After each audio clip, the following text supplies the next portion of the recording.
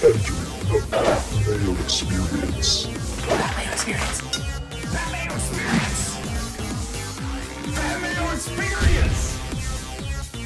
Experience. Welcome to the Pat Mayo Experience, presented by underdog Charles Schwab Challenge Research Picks. In preview, recording this just after the conclusion of the third round of the PGA Championship. Normally, I put this out a little bit earlier on Saturday, but I wanted to make sure that, if I had some thoughts about the PGA Championship, not that I want to bore you too much with those, because most people will be watching this after the conclusion of the PGA Championship. It's just, Scotty got those two breaks on the front nine and made full advantage of everything. He hit the ball basically out of bounds or into the middle of the woods, popped out into the fairway. That was a fantastic break. And then the one they skimmed through the bunker that ended up popping out, that was a fantastic break. And then boom, once he had the opportunity to turn back into number one Scotty Scheffler, it's curtains for the day. Enters Sunday with a 3-stroke lead, and he was actually just trying to think of who can catch him. If Bryson had finished at -8 and, didn't like to get wet so much on 17,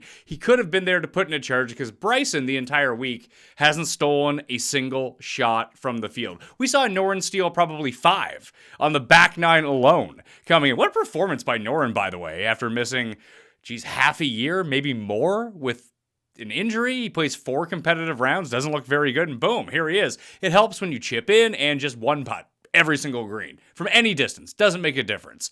But Bryson's had none of those. He missed 3 shorties today.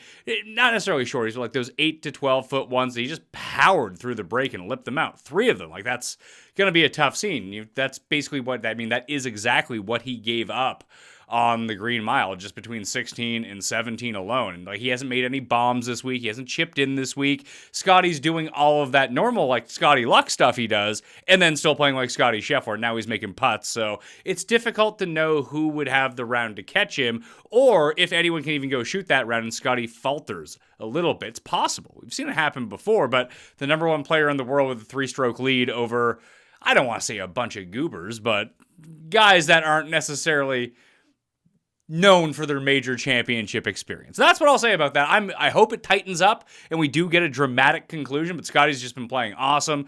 He didn't have his good stuff until the back nine on Saturday, and he just lingered. They talk about this all the time with Tiger Woods, and how did he do so well at so many majors? Because his bad rounds weren't devastating. This has always been a Rory thing over the years. His bad rounds are just really bad, and he takes himself out of these tournaments. The bad rounds for Scotty are 1 under, 2 under. He salvages a 2 under on Thursday, despite not having his best stuff, complaining about all of the mud on the balls, making a double bogey, able to grind it back out, and then when it's time for him to go, he goes. And he even missed a short putt on Friday from 3 feet. The same one that Rory did on 17. It just didn't matter at all. If anyone's going to make a shot, let's say Scotty shoots 2 over tomorrow. Who is in the best position? I still think it's probably Rahm or Bryson to go make that move. Bryson very could have easily been, listen, he put it in the water. Obviously, he can't take those shots off. Let's say he just hits at the green, 2 putts for par, and give him the bogey on the short miss. Even I don't know why he pulled out the wedge on 16 instead of trying to putt it up, although his chipping was immaculate all day long. If Duke could just take advantage of how far he hits the ball when he has 130 in and actually put some of those shots close, instead of just being mad at the ball every single time, I think this is a different tournament right now. But he needs to start making some 27-footers. I know that's statistically unlikely, but you see everyone else doing it. Everyone else is doing it besides Bryson. If some of those start going in, depending on where the pin positions are, there is a 6 under out there. That only gets him to 11 where Scotty's at right now, but then you just need Scotty to falter a little bit. And fortunately, I don't think he's playing with Siwoo Kim. Maybe he is. I didn't see where Siwoo actually... No, he bogeyed 18, so he's not playing with Siwoo. If he's playing with Siwoo, guy, what did they say on the broadcast? Dude averages a 65 and a half every... If Siwoo needs a career, if his career goes in the tank and he can't play anymore, just kick Ted Scott off the bag. Make Siwoo your caddy. Just having his presence around ignites Scotty Scheffler into becoming just a cut above everyone else. So the best player in the world, playing like he is right now, maybe he takes a step back. Again, it's very unlikely. But if he does, Rahm and Bryson would probably be the two. Maybe Fitzpatrick can get it going too. Just you have to look at other major champions at this point. Someone who's going to go fire at some pin. Siwoo would actually be in the conversation as well because he went driver off the deck twice on Saturday. Two pretty good shots as well. But it's going to require someone to go get aggressive and go attack pins. And even Immelman said it's one of the reasons why Siwoo was never really hung in a lot of majors before, because he doesn't know anything but being aggressive. You just have to hope that he plays the round of his life and he actually starts sticking those and starts making the putts. Like, that's the one out he has to come on back. But other than that, it would probably be Rahm first, Bryson second, Fitzpatrick as a chaser. Probably don't think anyone's going to come and do it. But hey, on the recap show on Monday, when we make the bets for Colonial, Jeff and I will recap this entire major. It's funny to see everyone who was just like freaking out on Thursday about, oh, look at all these players at the top. And then, of course, there was a point where it was Rahm, Scotty, and Bryson who were the top three on the leaderboard. That did change as the day went along, but dudes are making their putts right now. It's hard to sustain itself. Look at what happened to Max Homa. Guy was leading the tournament and driving and making every single putt. Well, what happens when you start driving it like you normally do and don't make every single putt? In fact, his score was probably better than it should have been because he didn't hit a green in regulation until the par 5... the short par 4, even the par 5 7th he didn't make. It was the par 4 8th, the very short one where he just drove it slightly over the green. That was his first green in regulation of the day, and he was making some testers. Pavon was doing the same thing early as well, just making those mid-range putts. Now, you got to make those if you want to win. Chances are that if you're just leaving yourself with 8-foot par putts the entire day, you're not going to make all of them. Eventually, the score goes backwards. That's why I'd worry about Noren a little bit. Not so much that he's going to completely blow up, but he's making everything right now. And eventually, you just stop making everything. You need to have one of those classic Scotty -3 putting days, and maybe that can bring some of the field back to him. Let's talk about Colonial. Before we dig too much into the flyover, the research, the stats, everything like that, smash the like and sub to the channel while you're here. Pretty good field. Scotty's playing. If he wins the PGA Championship, will he stay in the field? Probably. It's a Dallas tournament. He tends to be pretty loyal to these Texas tournaments, so I would expect to see the number one player in the world in the field at Colonial, which will severely adjust the odds on a lot of the guys who are behind him. Hideki's the second best player in the field. You got Berger, Spawn, McNeely, Fleetwood, and Bobby Mack are both playing as well. Harmon is in there. He's won in Texas already this year. Tom Kim, Tom Hoagie, Novak, defending champ Davis Riley. Maybe it's Davis Riley. He was able to fend off Scotty last year when Scotty was trying to make the charge at this tournament at Colonial. Maybe he can do the same thing Sunday at the PGA Championship. Aaron Ryan, Akshay also both in the field this week at Colonial at Fort Worth. Only 135 players. This is an accuracy course. It really does mitigate a lot of the distance. And we start digging into the scorecard a little bit later on. You'll see that I will say that there is hidden distance. There's one super long par 5 and a bunch of long par 3s. And it only plays a shade over 7,200 yards as a par 70, but a lot of it is in those collection of like 4 holes. Everything else is super short. A lot of par 4s between 400 and 450 yards. We've seen Kevin Na win here. Basically, when we take a look at Fantasy National to see how the top 5 guys on average do it, it's approach and it's putting. Where we see at major championships, driving becomes so important that that's less of a factor this week at Colonial than it is at most places. Let's jump over to the course and take a look at Colonial CC. There was a 2023 renovation that included every aspect of the golf course: new greens, hydronics installed, new bunkers, irrigation, drainage, to quote Daniel Plainview. Bermuda grass was sodded across all of the acres, and then the greens were seeded with bent grass. The fairway is only 25 to 30 yards in length. There's 40 yards this week at the PGA Championship. It's par 70 at Colonial, 7,289 yards. They've lengthened it a little bit. Bent grass greens, 6 holes with water, 84 bunkers, and tiny greens, hence why the strokes gained approach ends up becoming so prevalent. Colonial has hosted the longest running tournament on the PGA Tour every May since 1946. When the Heroes got back from the Western Front, boom, Colonial starts. It was a treat for everyone. And again, that's a fake 7,200 yards. Well, it's almost 7,300 yards now that's been lengthened. The course stacks, it's lengthened the par 3s. All 4 of them are at least 190 yards. And there's a 3-shot, 635-yard par 5. It's kind of like the Bizarro Riviera, where Riviera really... It's a par 71. It's over 7,300 yards, but It has 3 really short holes, including a short par 5, and then all the par 4s are monstrous and difficult, and there's more elevation changes. Not a lot of elevation changes coming at Colonial CC. Once you take out those 5 holes, the really long ones, the field's left with 9 par 4s measuring less than 445 yards. Regardless of driving distance numbers, these are scoreable holes for the entire field. Of those 9, 7 come in at 430 or less, 5 of which annually play under par. It's a classic design, and it's one that, like Heritage and the Players, Wyndham, Eastlake, the Sony Open, distance is always going to be an advantage if you hit it completely straight, but you don't need to. You just need to land it on the fairway, get to your go time, whatever range that you like to get to, and just start hitting your wedges pretty close. Looking at past leaderboards, the top 5 finishers almost exclusively share the trait of gaining a little bit off the tee, slightly less around the greens, and a lot on putting and approach. You'd think with the below average size greens that chipping would play a major factor, but that just doesn't seem to materialize at the top of the leaderboard. You're going to have to make some decent chips and scramble when you're not going to hit you're not going to go 72 for 72 in greens and regulation.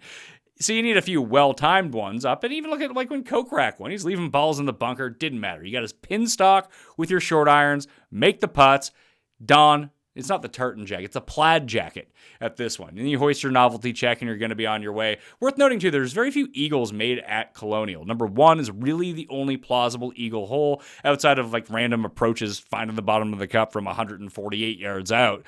Even though it's reachable in 2 shots, number 1 still hovers right around a 2% eagle rate historically. And general DraftKings strategy points to distance, as it typically leads to more eagle opportunities, which are worth 8 DraftKings points as opposed to 3. But past results show that just isn't the case. That's why there's an overemphasis on 100 to 125 yard proximity range. It's not applicable to every player because the approaches are going to vary a little bit, but that really is the go time. And that's really where you're going to see most of the third shots on the longer par 5 come into play as well. Jumping over to fantasynational.com, fantasynational.com/Mayo to get yourself 20% off. Get the annual right now. Take yourself through the U.S. Open. We got this week, Canadian Open, U.S. Open, and Memorial. So a great stretch of golf. Get that monthly membership with 20% off, fantasynational.com/Mayo. Taking a look at the par 3s, the average distance is 210 yards, with the 248 being the 3rd most difficult hole on the course. None of these holes play under par. Riley birdied at least one of the par 3s in each of the final 3 days. And these are the 4 most often parred holes on the course. Then you get to the meat and potatoes. You get the par 4s. Riley had a bogey-free round in round 2 and had at least 1 bogey on a par 4 every other round. The 2 toughest scoring holes on the property are front 9 par 4s, hole number 5, which is the middle of the horrible, or the end of the horrible horseshoe.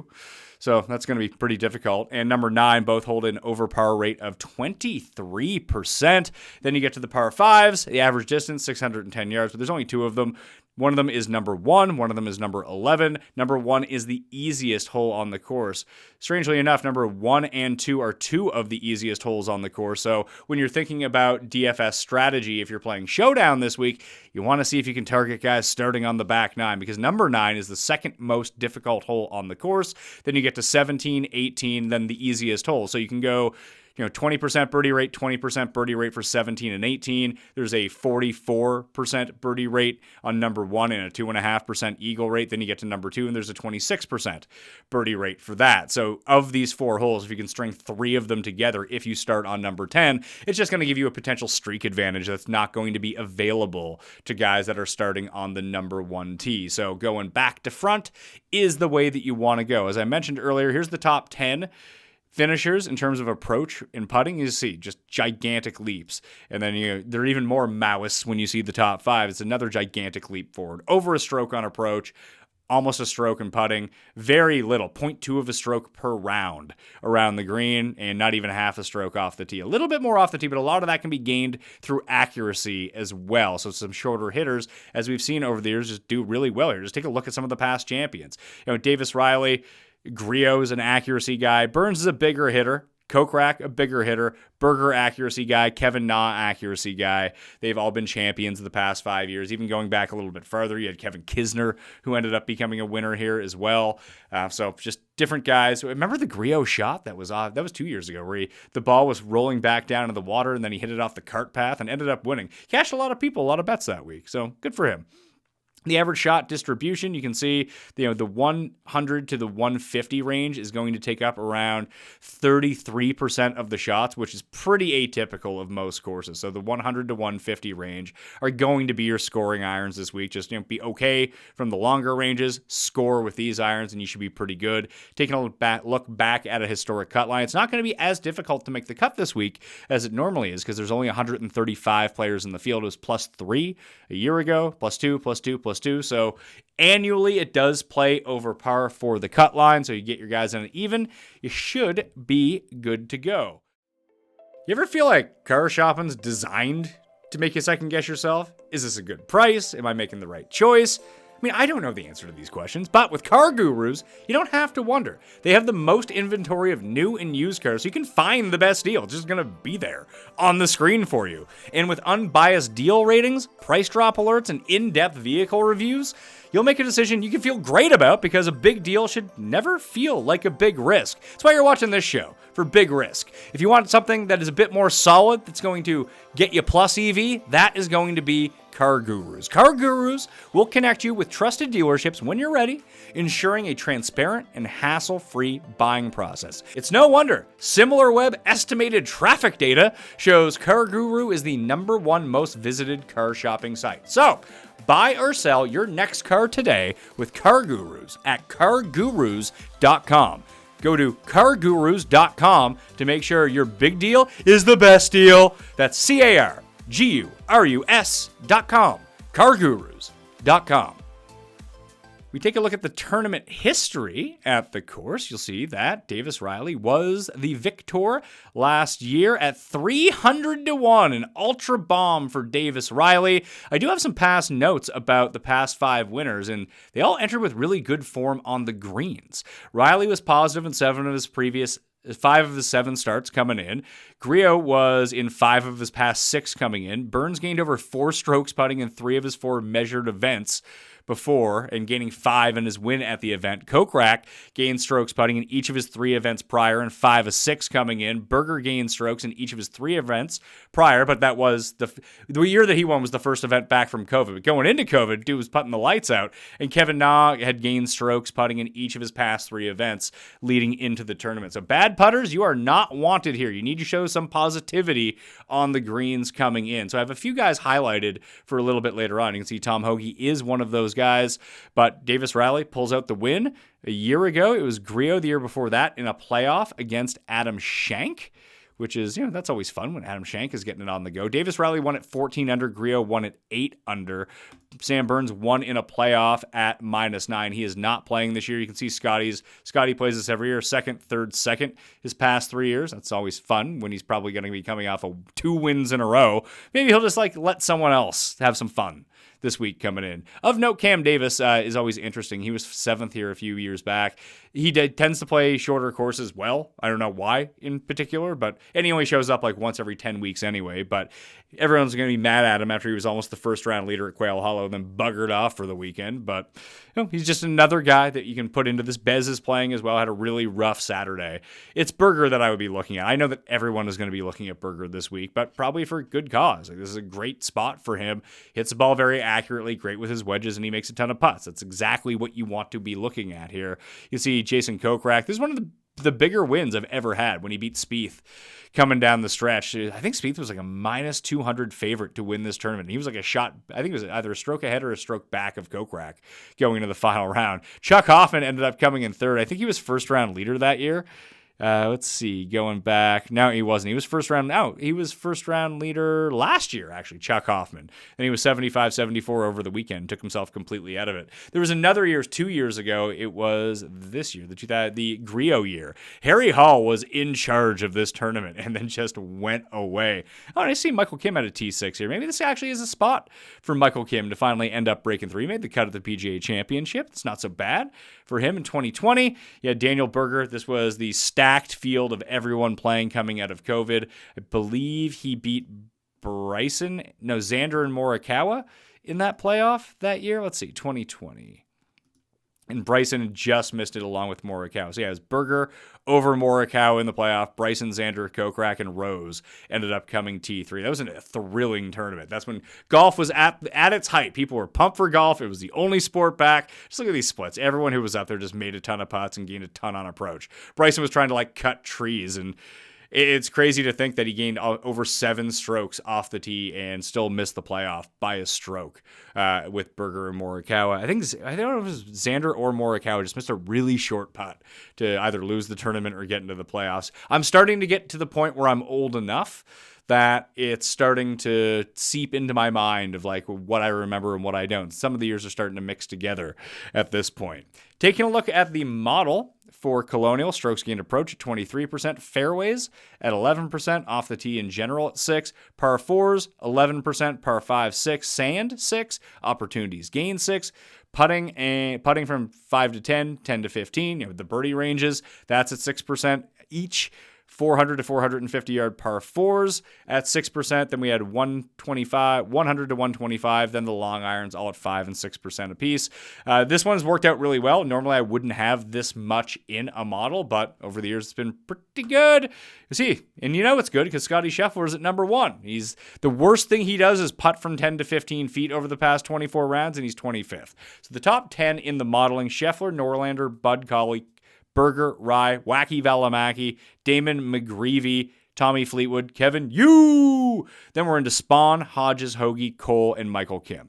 So you can see I have starred a few players coming into the week. I'm going to start doing this a little bit more, I think, of guys who popped up. Akshay's been really bad, but in general, he just missed the cut at the PGA Championship, but I wanted to find guys that were coming in and putting a little bit better. You can get windy conditions and difficult conditions at Colonial, which is nice. We just saw him do well with the players. Obviously, he has a win in Texas at Valero. He's an accuracy player off the tee, and while his irons have not been good, they periodically spike over time. This is the sort of player that you want. He can match that with spike putting, and is around the green and off the tee.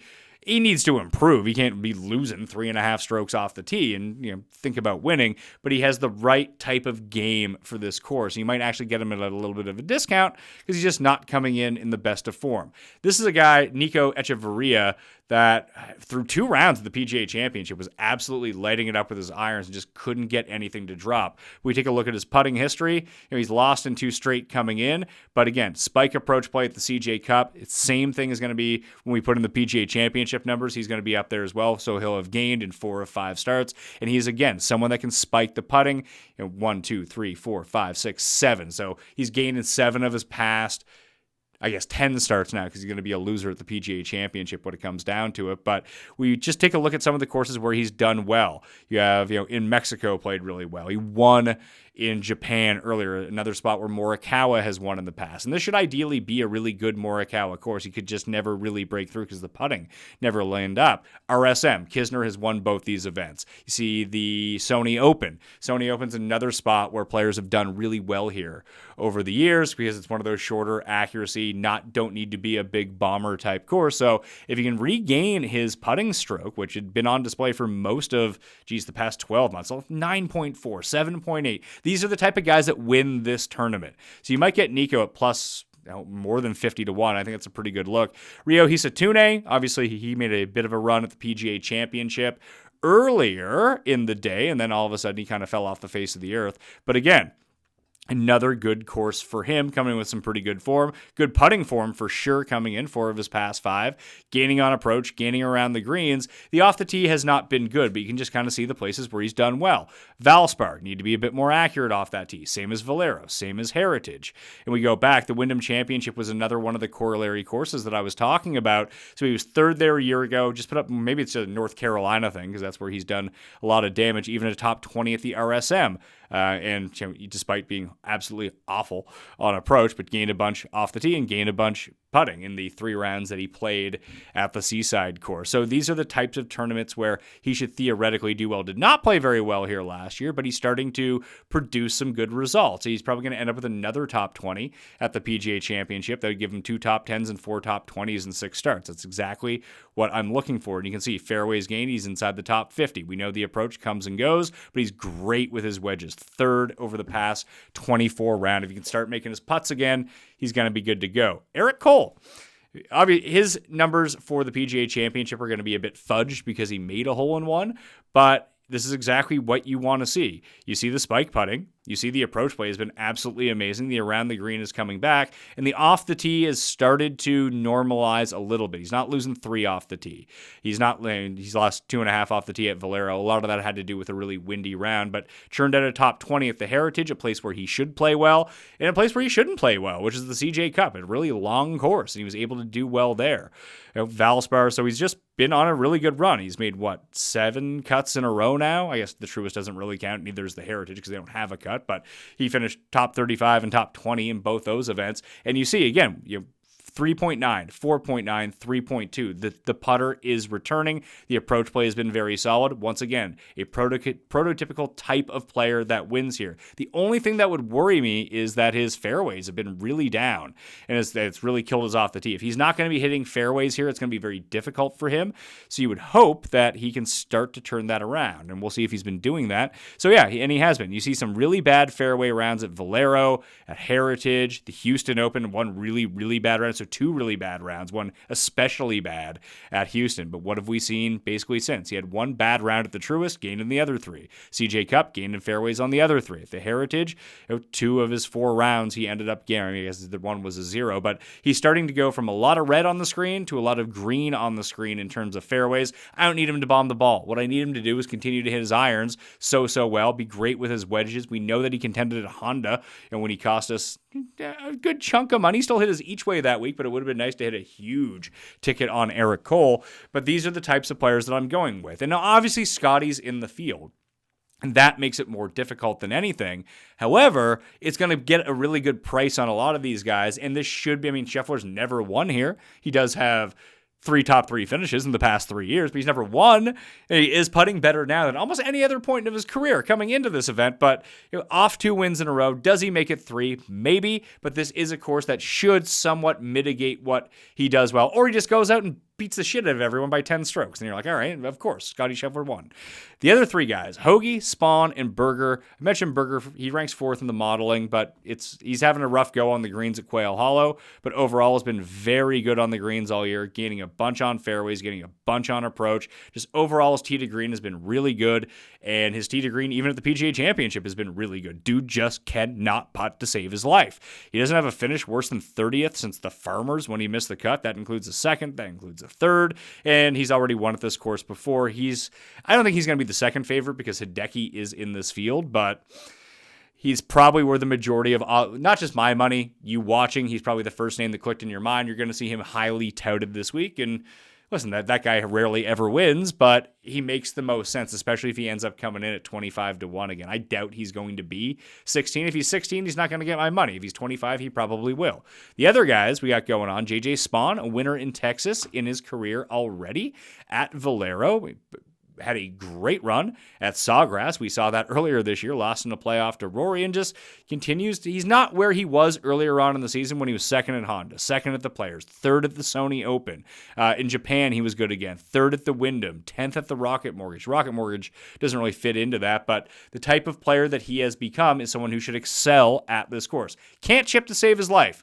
That's a problem. But the accuracy, the irons, and the putting have all been pretty good. He's gained on the greens in 3 straight. We'll see how it ends up shaking out at the PGA Championship. He's been like a sinus curve all week, just up and down, up and down, up and down. So maybe this is a week where you can catch him on the up and up. He's played well enough to win probably for the last 18 months, and it hasn't come through. It's sort of like Hoagie. Hoagie's played well enough to win the past 2 years, and it hasn't really happened. Just even you can see him. Just the putter has been, I don't want to say on fuego, but on fuego for Tom Hoagie. Maybe it's reverted back the other way now, but the approach play, we always know it can spike. He's horrible off the tee, but he's not as bad accuracy-wise as you may think. He's 59th in this field in accuracy over the past 24 rounds, despite being 122nd. You just have to make sure, because he's so short, that he's hitting the fairways, because he can go pin seek with the best of them on tour. You just need him to get super hot. He's won at a short course at Pebble Beach before, so that's essentially what we're looking at. The only other thing that I would like to do is kind of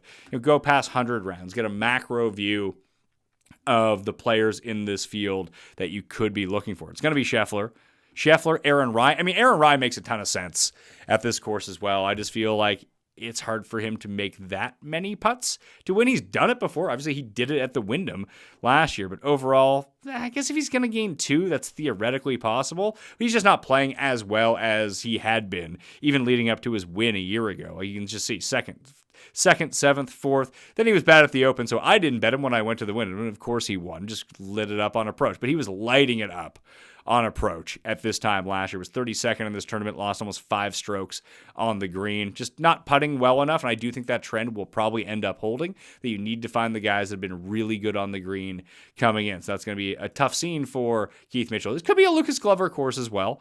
Don't want to not throw him into that. Like, Hideki's putting has just been ass, so let's throw him out. Not to say these guys can't win, but just of the guys I want to target. Maybe Keith Mitchell. It doesn't feel like the best Keith Mitchell course, even coming off the missed cut. Glover's just not putting at all. He was putting a lot earlier in the season. It's just not been happening for him. But Pebble Beach, he was really good. Valspar, he was really good. Players, he was really good. This should be a great tournament for him. But has it been in his career? Yeah, he was 12th a year ago, 8th 3 years ago. So it's started to turn around a little bit. And of note, he actually has putted very well at this course. Gained 7 strokes putting last year, 4 in 2021. So that's at least encouraging to see that history-wise, he has done a little bit more at this course than maybe you would imagine.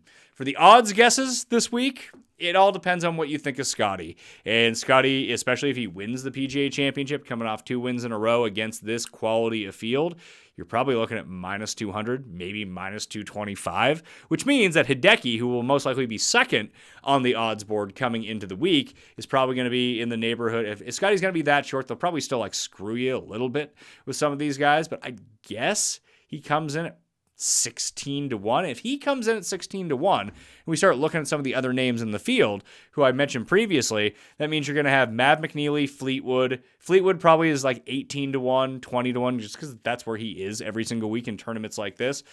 It's a great course for Tommy. It's hard to bet Tommy.